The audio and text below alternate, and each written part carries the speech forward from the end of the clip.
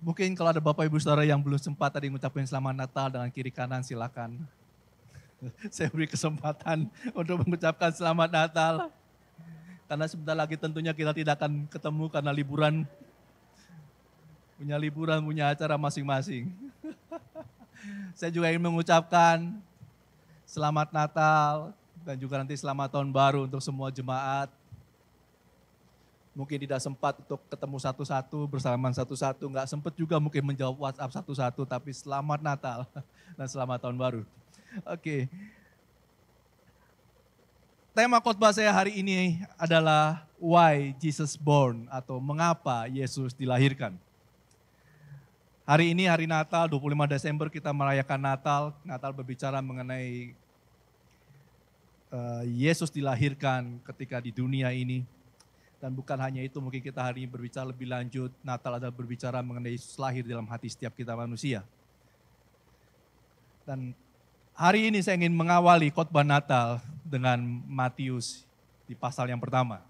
Sama seperti kitab Matius, sebelum Matius menceritakan mengenai kelahiran Yesus, dia memulai dengan satu pasal yang disebut dengan silsilah Yesus.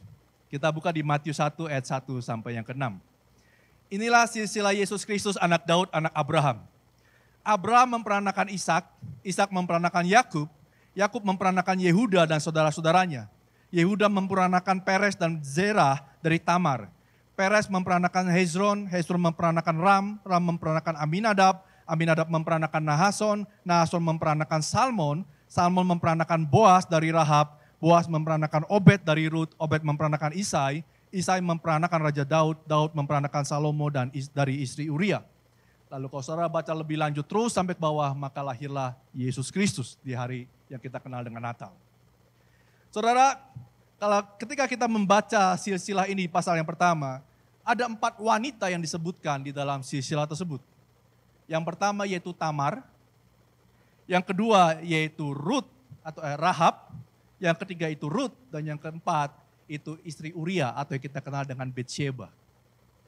Sebenarnya ini adalah hal yang tidak terlalu lazim bagi orang Israel atau bagi orang Yahudi untuk menuliskan wanita ini, keempat wanita ini. Karena pada umumnya dalam budaya orang Israel atau budaya orang Yahudi, mereka selalu menyebutkan 4 orang wanita. Sama kalau kita di Indonesia, di Bandung kita selalu bilang, wah kalau ngeliat ada sesuatu, wah kamu seperti maling kundang. Kita udah tahu istilah maling kundang apa. Nah, orang Israel berbicara mengenai 4 wanita yang sebenarnya yang pada umumnya disebutkan, yaitu Sarah, lalu yang kedua adalah Ribka, yang ketiga adalah Lea, dan yang keempat adalah Rahel.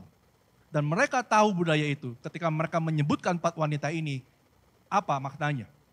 Tapi Matius mengawali ini dengan menceritakan mengenai 4 wanita yang berbeda. Sesuatu yang tidak lazim disebutkan oleh mereka pada waktu itu. Tapi Matius menuliskannya mengenai Tamar, Rahab, Rut, dan juga istri Daud yaitu Betsheba. Tamar adalah seorang wanita Kanaan. Ia yang menikah dengan seorang dari anak daripada Yehuda yang pertama, lalu karena kejahatannya akhirnya anak tersebut meninggal dan akhirnya Tamar dengan adiknya menikah lagi karena itu budaya mereka untuk mendapatkan anak, lalu meninggal kembali dan akhirnya Tamar tidak menikah dengan siapa-siapa dan akhirnya dia memperalat atau mungkin saya bilang pakai trik sampai akhirnya ia mendapatkan anak dari mertuanya sendiri yaitu Yehuda. Mungkin buat kita analogi ini satu hal perkataan atau satu hal yang mungkin aneh, janggal tapi itulah yang terjadi. Lalu Rahab juga adalah seorang wanita Kanaan yang kita kenal ia adalah juga seorang pelacur. Dan kalau kita baca selanjutnya ia juga adalah seorang pembohong.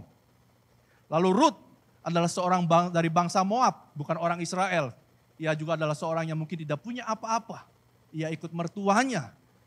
Ia pergi ke satu tanah, ke satu negeri yang bahkan Allahnya pun mungkin dia tidak tahu pada waktu dia kecil.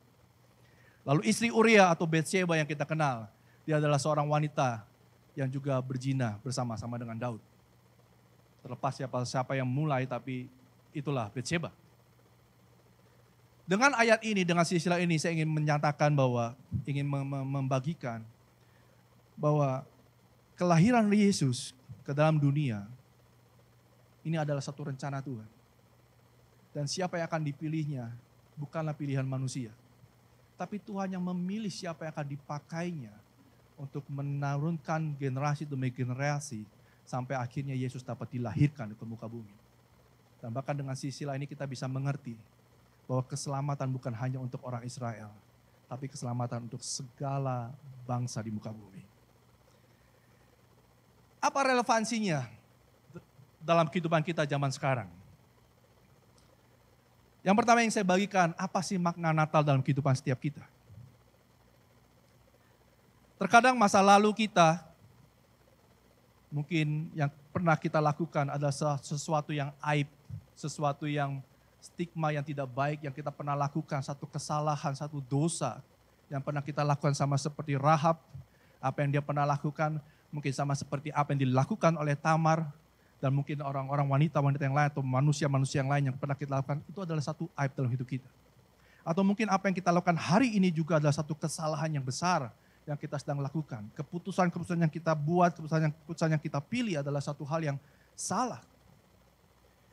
Tapi berita baiknya, masa lalu kita dan apa yang sedang terjadi dalam hidup kita, apa yang kita lakukan hari ini, tidak akan merubah rencana Tuhan dalam kehidupan manusia. Mari kita buka di Yosua 2 ayat 1-5. Yosua 2 ayat 1-5 saya akan membacakannya bagi Bapak Ibu Saudara semua. Yosua bin Nun dengan diam-diam melepas dari Sitim 2 orang pengintai katanya. Pergilah, amatilah negeri itu dari kota Yeriko. Maka pergilah mereka dan sampailah mereka ke rumah seorang perempuan sundal yang bernama Rahab. Lalu tidur di situ kemudian diberitahukan kepada Raja Yeriko demikian. Tadi malam ada orang datang kemari dari orang Israel untuk menyelidiki negeri ini. Maka Raja Yeriko menyuruh orang kepada Rahab mengatakan, bawalah keluar orang-orang yang datang kepadamu itu, yang telah masuk ke dalam rumahmu sebab mereka datang untuk menyelidiki seluruh negeri ini. Tetapi perempuan itu telah membawa dan menyembunyikan kedua orang itu, berkatalah ia, memang orang-orang itu telah datang kepadaku, tetapi aku tidak tahu dari mana mereka. Dan ketika pintu gerbang hendak ditutup menjelang malam, maka keluarlah orang-orang itu. Aku tidak tahu kemana orang-orang itu pergi. Segeralah kejar mereka, tentulah kamu dapat menyusul mereka. Jadi 2 orang pengintai yang dikirim oleh Yosua untuk menyelidiki satu negeri Kanaan, mereka pergi dan mereka bersembunyi di rumah seorang bernama Rahab. Yang notabene kita sama-sama tahu bahwa dia adalah seorang perempuan sundal atau pelacur mungkin hari ini kita sebutnya. Pertanyaan saya begini, seandainya pada waktu itu 2 orang pengintai ini masuk ke satu rumah seorang perempuan saleh, perempuan tidak berdosa, perempuan yang tidak berlaku cela dalam hidupnya, apa yang kemungkinannya akan terjadi? Begitu perempuan itu buka pintu, kamu siapa? Teriak, bahkan mungkin bisa diusir, dan bahkan mungkin bisa dilaporkan.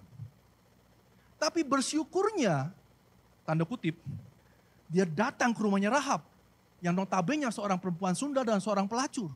Seseorang yang sudah terbiasa melakukan dosa, seseorang yang sudah terbiasa menerima laki-laki di malam hari dan tinggal di dalam rumahnya. Rahab juga adalah seorang pembohong.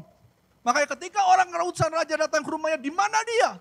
Dia bilang, aku gak tahu. Memang dia pernah datang, tapi sekarang pintu gerbang udah mulai tutup, mungkin pergi ke sana dia. Dia berbohong. Dan bahkan Rahab sudah terbiasa dengan kebohongannya, dia gak ragu. Bahkan kebohongannya tidak bisa dideteksi dengan asumsi manusia, sehingga semuanya berjalan begitu lancar. Dan mereka percaya apa yang dikatakan oleh Rahab. Maksud saya mengatakan ini, bukan untuk membenarkan tindakan Rahab. Bahwa Rahab berbuat zina dengan pria lain, dia berbohong, is okay, bukan. Tapi justru karena inilah Tuhan memakai semuanya. Yang kita gak pernah duga dan kita gak pernah sangka. Demikian pula dengan hidup setiap kita. Terkadang kita berpikir masa lalu saya masa lalu yang sangat buruk. Dosa yang saya sudah lakukan begitu besar. Apa yang saya sudah lakukan hari ini begitu bejat. Bahkan rasanya kok hari ini saya berbuat dosa juga saya gak lagi ngerasa bersalah. Kok saya sepertinya sudah terbiasa karena dengan dosa. Tapi berita baiknya yang saya sampaikan, tangan Tuhan tidak pernah berhenti. Sekalipun Tuhan tahu Rahab seperti apa orangnya, tapi tangan Tuhan tetap bekerja. Dia mengutus 2 orang dan dia masuk ke dalam rumahnya dan tidur di sana. Seberapa bejatnya hidup kita, seberapa besar dosa dan kesalahan yang kita pernah lakukan dalam hidup ini, tidak membuat Tuhan berhenti untuk hidup kita. Tuhan akan terus mengetok pintu hati kita. Dan ketika kita berkat, kita membukakan pintu baginya. Dan kita tidak berteriak dengan dia. Hah! Sama seperti Petrus bilang, lebih baik engkau pergi Tuhan dari perahuku. Tapi kalau kita membuka pintu, Tuhan tetap akan masuk dalam hidup kita. Tuhan akan tinggal bersama-sama dengan kita. Sampai akhirnya, Yosua 2 ayat 8 sampai 13. Tetapi sebelum kedua orang itu tidur, naiklah perempuan itu mendapatkan mereka di atas soto dan berkata kepada orang-orang itu, aku tahu bahwa Tuhan telah memberikan negeri ini kepada kamu dan bahwa kengerian terhadap kamu telah menghinggapi kami. Dan segala penduduk negeri ini gemetar menghadapi kamu.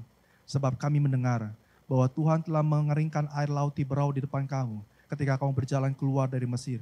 Dan apa yang kamu lakukan kepada kedua raja orang Amori yang di seberang sungai Yordan itu, yakni kepada Sihon dan Og yang telah kamu tumpas. Ketika kami mendengar itu, tawarlah hati kami dan jatuhlah semangat setiap orang menghadapi kamu. Sebab Tuhan Allahmu ialah Allah di langit di atas dan di bumi di bawah. Maka sekarang bersumpahlah kiranya demi Tuhan, bahwa karena aku telah berlaku ramah terhadapmu, kamu juga akan berlaku ramah terhadap kaum keluargaku. Dan berikanlah kepadaku suatu tanda yang dapat dipercaya bahwa kamu akan membiarkan hidup ayah dan ibuku, saudara-saudaraku yang laki-laki dan yang perempuan, dan semua orang-orang mereka, dan bahwa kamu akan menyelamatkan nyawa kami dari maut. Sampai akhirnya, Rahab, bukan lagi dia hanya mendengar tentang Allah Israel, tapi dengan mulutnya dia mengaku, aku tahu Allahmu. Allah yang ada di atas di langit dan Allah yang ada di bawah. Selamatkanlah aku dan keluargaku. Tidak peduli apapun yang pernah kita lakukan 1 tahun ke belakang. Ini adalah akhir tahun, yes, 1 minggu terakhir. Nggak peduli 54 minggu yang lalu yang pernah kita lakukan. It's okay. Yesus datang, Yesus lahir ke dunia untuk menebus kita, untuk membawa hidup kita kepada satu panggilan Tuhan. Yang kedua yang saya bagikan adalah, mengapa ia dilahirkan? Jikalau kita hanya mengingat bahwa Natal adalah satu peristiwa di mana Yesus dilahirkan, lalu kemudian hidup kita tidak berubah, maka artinya kita tidak terlalu mengerti mengapa Yesus dilahirkan dan Yesus harus turun ke dunia. Ketika kita tahu bahwa ada Natal, akan jauh juga berbeda ketika kita tahu kenapa ada Natal. Ketika kita tahu Tuhan turun ke dunia menjadi seorang manusia, dan ketika kita tahu kenapa sih ia harus turun ke dunia, harus 33 tahun, harus ngomong sana ngomong sini, harus sampai akhirnya dituliskan dalam sebuah kitab, dalam kitab-kitab. Kenapa itu harus terjadi dalam kehidupan kita? Mari kita buka Markus 10 ayat 45. Markus 10 ayat 45 dituliskan, karena anak manusia juga datang bukan untuk dilayani, melainkan untuk melayani dan untuk memberikan nyawanya menjadi tebusan bagi banyak orang. Di dalam Amplify bahasa Inggris dituliskan, for even the Son of Man did not come to be served, but to serve and to give his life as a ransom for many. Tuhan Yesus datang ke dunia, dilahirkan untuk dia menjadi tebusan bagi banyak orang. Kata tebusan atau ditulis dengan kata ransom berasal dari satu kata Yunani yang berarti, yang dituliskan dengan kata lutron. Bukan ultron. Kalau ultron dari Iron Man, ini lutron dari Greek, dari Yunani. Kata lutron berarti harga yang dibayar untuk menebus tawanan perang, agar tawanan tersebut dibebaskan dari tawanan dan dari perbudakan. Kalau saudara pernah nonton film-film perang, saya suka nonton film perang. Jadi favorit film saya itu adalah crime, tentang detektif, tentang perang dan sebagainya. CSI, NCSI, SEAL, seperti itu. Jadi waktu saya baca ini, seringkali dalam satu film dipertontonkan satu kejadian, ada perang antara dua belah pihak. Lalu satu pihak tentaranya ditawan oleh satu kumpulan orang pihak yang lain. Lalu pihak yang lain ini minta tebusan. Kamu bayar sekian miliar, saya akan bebaskan tentara kamu. Dan orang tersebut memberikan sejumlah uang, lalu tentaranya dibebaskan dari tawanan. Kata ransom yang pertama adalah membebaskan kita dari tawanan. Lukas 4 ayat 18 sampai 19. Roh Tuhan ada padaku, oleh sebab Ia telah mengurapi aku untuk menyampaikan kabar baik kepada orang-orang miskin. Dan Ia telah mengutus aku untuk memberitakan pembebasan kepada orang-orang tawanan dan penglihatan bagi orang-orang buta, untuk membebaskan orang-orang yang tertindas, untuk memberitakan tahun rahmat Tuhan telah datang. 1 Korintus 6 ayat 19 sampai 20. Atau tidak tahukah kamu bahwa tubuhmu adalah bait Allah, kudus yang diam di dalam kamu, Roh Kudus yang kamu peroleh dari Allah, dan bahwa kamu bukan milik kamu sendiri. Sebab kamu telah dibeli dan harganya telah lunas dibayar, karena itu muliakanlah Allah dengan tubuhmu. Alasan pertama kenapa Tuhan Yesus datang, kenapa Natal ini ada. Karena Tuhan ingin membebaskan kita dari tawanan dosa. Sehingga kita yang dulunya adalah tawanan dari kegelapan, yang pasti akan masuk neraka. Kita ditebusnya oleh Tuhan dan harganya telah lunas dibayar. Sehingga kita beralih, tidak lagi menjadi seorang tawanan, dan kita akan tinggal bersama dengan Bapa di surga. Simple. Tapi ada pengertian yang kedua yang saya bagikan.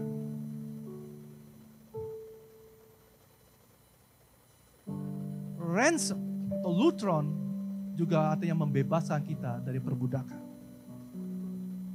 Saya teringat ada satu kisah film yang juga mempertontonkan satu cerita yang saya pikir menarik sesuai dengan konteksnya. Ketika ada dua pihak berperang, satu kali salah satu tim daripada pihak yang satu akhirnya ditawan oleh pihak teroris, pihak yang kedua. Dan pada waktu ditawan, tawanan ini disiksa, dihantam, dipukul, ditendang. Bahkan ada satu kejadian, si teroris ini memakai alat bor. Dia mencoba untuk melakukan aniaya dengan alat bor. Singkat cerita, akhirnya tawanan ini dibebaskan. Timnya berhasil membebaskan tawanan ini dan akhirnya membawa pulang ke satu negara di mana mereka berasal. Dan pada waktu orang ini pulang, dirawat dalam satu hospital dengan satu terapi dan sebagainya, dan akhirnya pulihlah fisiknya. Dan waktu fisiknya sudah pulih, akhirnya dia pulang ke rumah. Dan waktu dia pulang ke rumah dan tinggal di rumah, ada satu kejadian dalam satu hari. Ketika dia duduk di teras rumahnya, tiba-tiba dia mendengar bunyi bor yang sama yang dia dengar dari tetangganya. Karena tetangganya sedang memperbaiki rumah, dia pakai alat bor.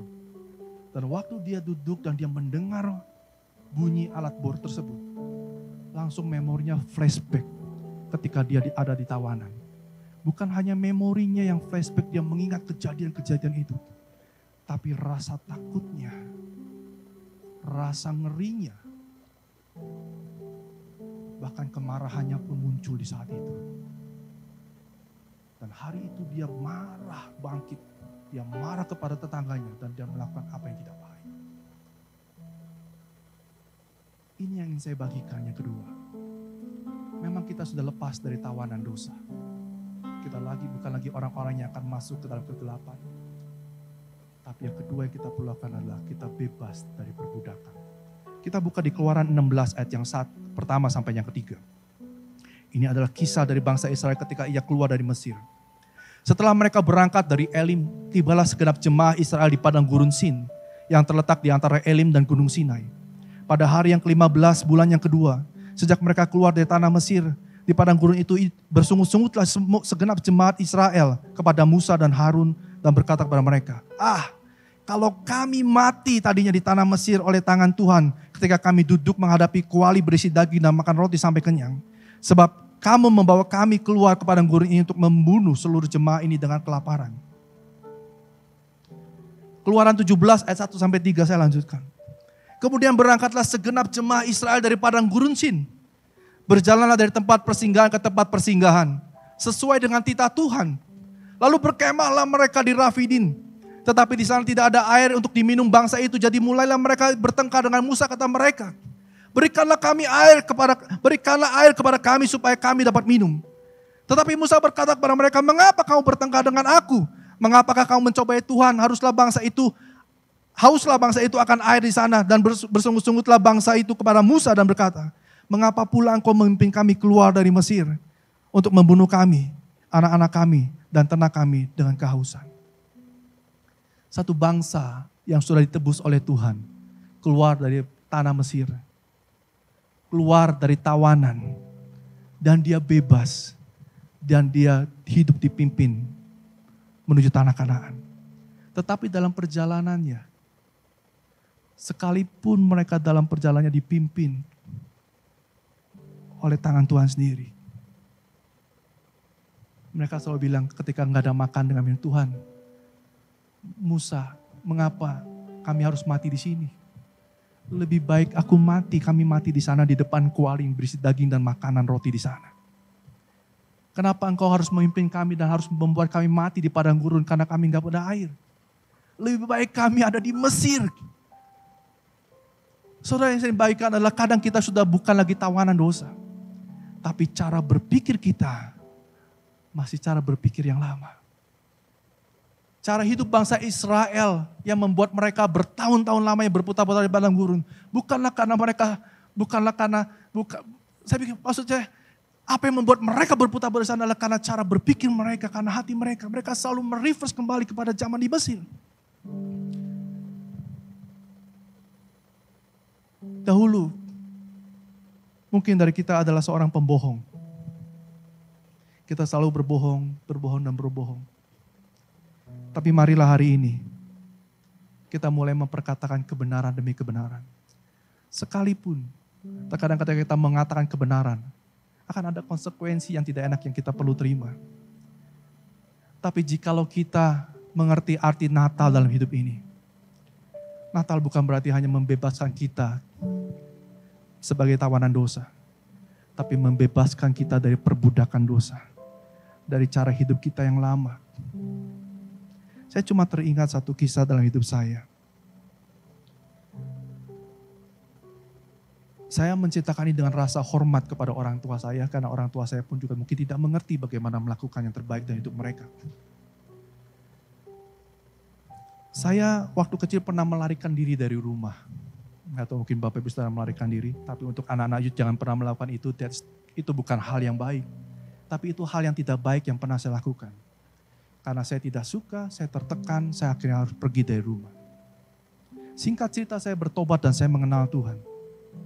Tapi cara berpikir yang sama itu belum berubah. Ketika saya mengenal Tuhan, saya percaya Tuhan. Ketika saya menghadapi masalah demi masalah, apa yang saya lakukan? Saya kabur, saya lari. Ketika saya berhadapan dengan orang-orang, ketika saya berhadapan dengan satu situasi yang sulit, saya kabur. Karena saya gak mau berhadapan. Sampai akhirnya saya mengerti bahwa Yesus datang bukan hanya untuk menyelamatkanku, tapi Yesus datang untuk menjadikanku serupa dan segambar dengan Dia. Membebaskanku dari perbudakan pemikiran-pemikiran dosa. Kalau dulu aku belum mengenal Tuhan, aku selalu lari dari setiap masalah. Tapi hari ini ketika aku mengenal Tuhan, aku mau menghadapi masalah. Karena Tuhan selalu ada bersama-sama dengan kita di depan kita. Kalau kita yang dulunya adalah seorang pemalas, maka kita berubahlah. Bekerjalah lebih rajin, extra mile.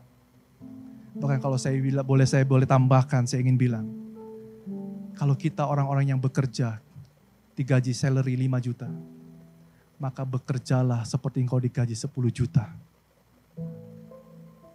Sampai orang yang memberikan upah kepadamu, ketika engkau pergi, mereka tidak bisa berbuat apa-apa. Ada satu cerita yang saya pernah baca, saya nggak tahu apakah ini benar apa tidak, tapi rasanya saya membacanya berulang kali, beberapa kali saya menemukannya. Satu cerita mengenai satu tokoh di dunia ini yang kita sama-sama kenal, orang yang sangat kaya. Satu kali sekretarisnya bilang kepada beliau dan dia bilang, saya meminta naik gaji. Lalu si bos ini bilang, oke, saya kasih kamu cuti 2 minggu. Mungkin saudara pernah baca ceritanya. Cuti 2 minggu. Dan setelah 2 minggu balik, dia pikir bahwa dia akan naik gajinya. Tapi setelah dia balik, hari ini kamu berhenti. Dan salah satu alasan kenapa memberhentikannya adalah karena si bos ini berkata, tanpa dia pun aku bisa melakukannya sendiri apa yang dilakukan oleh sekretarisnya. Maksud saya ingin mensupport untuk setiap kita mendorong. Mari, kita adalah orang-orang yang dibebaskan dari tawanan. Kita orang-orang yang dibenarkan. Lakukanlah apa yang terbaik. Berubahlah dari cara hidup kita yang lama dengan cara hidup yang baru bersama-sama dengan Tuhan. Dulu yang kita adalah mungkin suka mencuri atau pernah mencuri, maka bekerjalah dan cukupkanlah dirimu dengan apa yang ada padamu. Dahulu yang kita pemarah, berubahlah menjadi orang yang lebih sabar. Saya pun belajar. Dahulu ya kita yang egois dan selalu mementingkan apa yang kita ingini. Tapi mulailah kita belajar untuk melihat kepentingan orang lain dan memberkati orang lain. Sebagai kesimpulan, apakah arti Natal itu? Yaitu kedatangan Yesus dalam dunia dan juga ke dalam hati kita.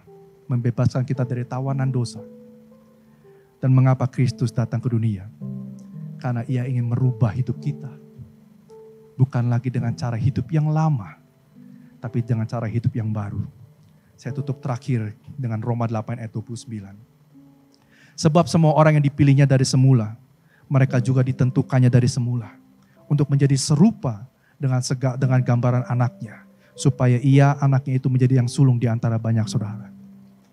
Jadi kenapa Yesus harus mati, harus turun ke dalam dunia? Agar kita berubah dan menjadi serupa dan segambar dengan Kristus. Dan itulah mengapa ada Natal. Amin. Mari tundukkan kepala.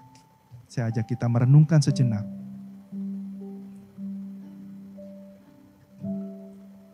Renungkan sejenak mengenai siapa diri kita selama ini. Jikalau ada masa lalu yang pernah kita lakukan, atau bahkan mungkin ada sesuatu yang keliru, yang salah yang kita sedang lakukan hari ini. Kabar baiknya, it's okay. Tuhan akan membebaskan kita dari tawanan dosa. Percayalah bahwa Dia adalah Tuhan yang menyelamatkan setiap kita. Bahkan Dia datang bukan hanya untuk menyelamatkan kita, tapi Dia akan menunjukkan jalan-jalannya, sehingga kita tidak lagi sama dengan yang dulu. Kita bisa berubah, bertumbuh, menjadi serupa dan segambar dengan Kristus. Bapakku berdoa Tuhan memberkati jemaat-Mu Tuhan. Biarlah di akhir tahun ini menjadi satu perenungan bagi kami Tuhan. Dan juga menjadi satu batu pijakan bagi kami. Untuk kami berubah di tahun yang ke depan. Sehingga dari tahun ke tahun kami akan selalu menjadi lebih baik. Menjadi serupa dengan Engkau. Roh Kudus,